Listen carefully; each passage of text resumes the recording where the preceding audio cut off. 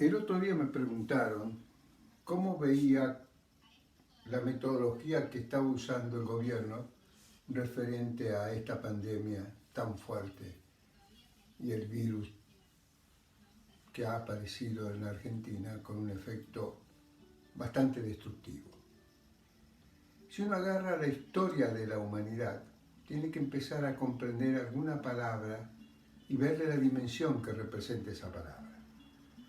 La primera palabra que yo trataría de interpretar es la palabra armas. Armas es una pistola, un fusil, un cañón, una bomba atómica y, aunque ustedes no lo crean, es un virus.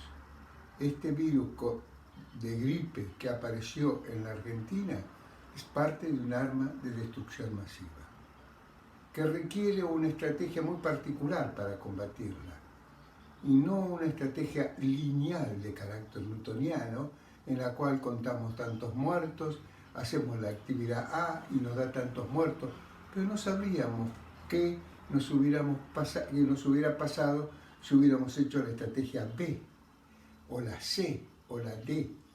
Esta no tiene una dimensión newtoniana, es decir, no tiene un análisis lineal, en que yo midiendo la cantidad de muertos y comparando los muertos que hay en el resto del mundo y voy a saber qué métodos han usado para confrontar los muertos que tiene, voy a determinar con precisión qué es lo que está pasando acá en la Argentina. Si es un arma de destrucción masiva, les vuelvo a recordar, hay tres armas de destrucción masiva. La química, esta que es la biológica y fundamentalmente la nuclear. Pero tienen una particularidad. La nuclear, en la década de los 90, 80 y 70, o más bien dicho, en la segunda mitad del siglo XX, se transformó en un arma de disuasión completa, con lo cual se instaló en el mundo moderno una estrategia de disuasión presentada por el arma de destrucción masiva, que es el arma nuclear. Esa estrategia de disuasión tenía una característica, es una estrategia de acción directa. Hasta ese momento la humanidad siempre había usado estrategias directas, es decir, definía los problemas en forma directa, no en forma indirecta, solapada, sin una claridad mental, ni uno no sabía dónde venía o a dónde iba. Con lo cual se ha definido la segunda mitad del siglo XX la mitad nuclear, o la mitad de la radioactividad nuclear, o la mitad de la estrategia de disuasión. La primera mitad del siglo XXI presenta características diferentes. Las armas de disuasión o las grandes armas de destrucción masiva son dos: la química y la biológica, que es la que en este momento estamos sufriendo acá en la Argentina. Definida como arma requiere respuesta de arma, no respuesta de médicos. El físico no me va a decir qué voy a hacer con la bomba atómica. Necesito estratega, político, otra constructura mental. La Argentina trató el tema de la pandemia en forma lineal, racional, típico de un pensamiento del siglo XIX y comienzo del siglo XX. Yo diría hasta la terminación de la Segunda Guerra Mundial. Yo diría hasta 1950, que es cuando aparece con mucha fuerza la estrategia de disuasión generada por las armas nucleares. Esta forma de analizar el problema no es del campo de la táctica, es del campo de la estrategia. ¿Y cuál es la diferencia entre la estrategia y la táctica? Que la táctica se entiende, la táctica se conoce y se sabe qué es lo que tiene que hacerse. Cuando ustedes ven el desplazamiento de los ejércitos, o cuando ve usted la ejecución de la fabricación en productos llamados oportunamente de liderazgo de costo, van a ver que hay un pensamiento lineal. Puedo determinar los costos, puedo determinar las maniobras militares, cuántos tanques pongo, qué fusiles defino, hasta en los fenómenos más subjetivos puedo aparecer con lo que se llama la estrategia logística, aquella que muestro mi poder en función de lo que tengo. una de las características más grandes de la estrategia logística es el submarino nuclear. El submarino nuclear es una cosa impresionante. Son 20 o 30 submarinos que deben tener en este momento los Estados Unidos que andan por debajo del mar y uno no sabe dónde están y tienen una capacidad de destrucción de varios cientos de veces las bombas de Hiroshima y Nagasaki, cada submarino nuclear.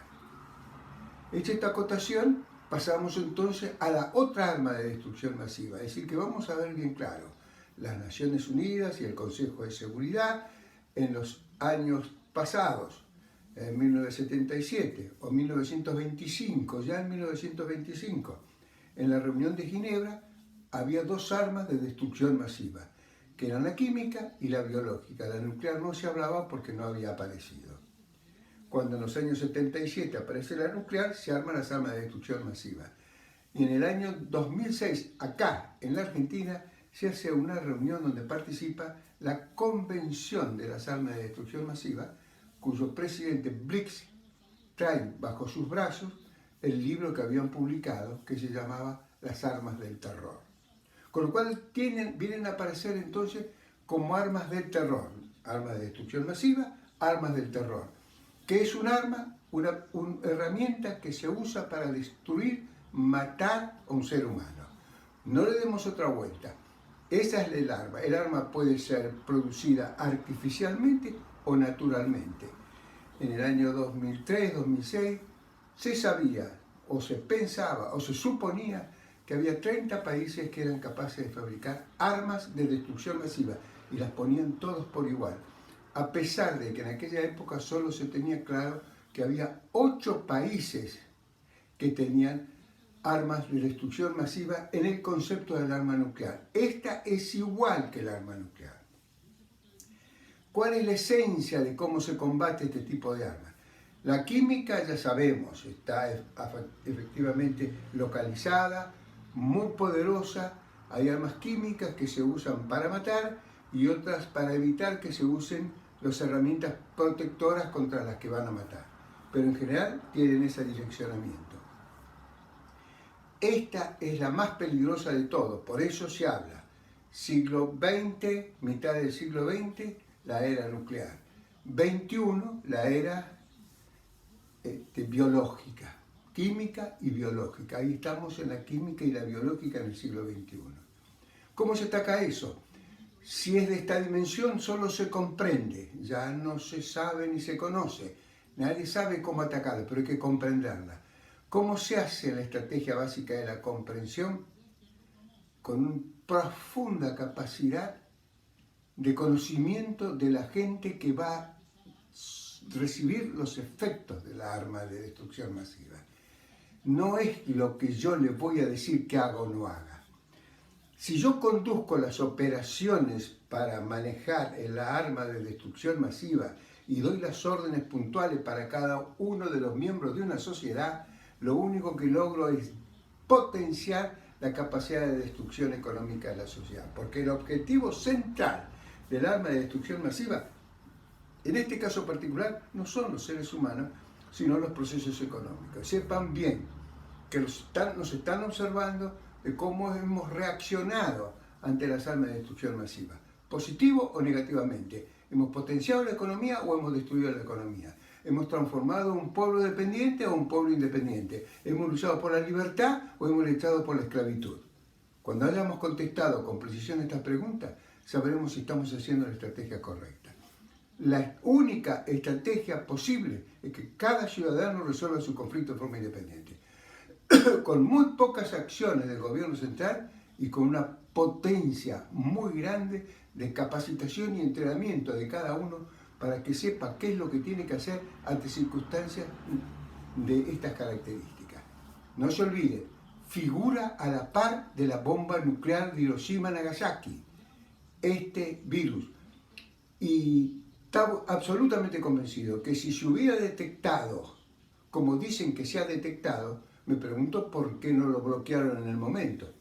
Porque no es un arma que se sepa cuál es la finalidad, no se sabe para qué se hace. Piensen que hay 30 centros militares en el mundo fabricando armas de destrucción masiva, y entre ellas las que más se está trabajando son este tipo de virus. Hace años atrás, cuando yo trabajaba en este tema, recuerdo que estaba Estados Unidos y Rusia teniendo depósitos para matar toda la humanidad de viruela.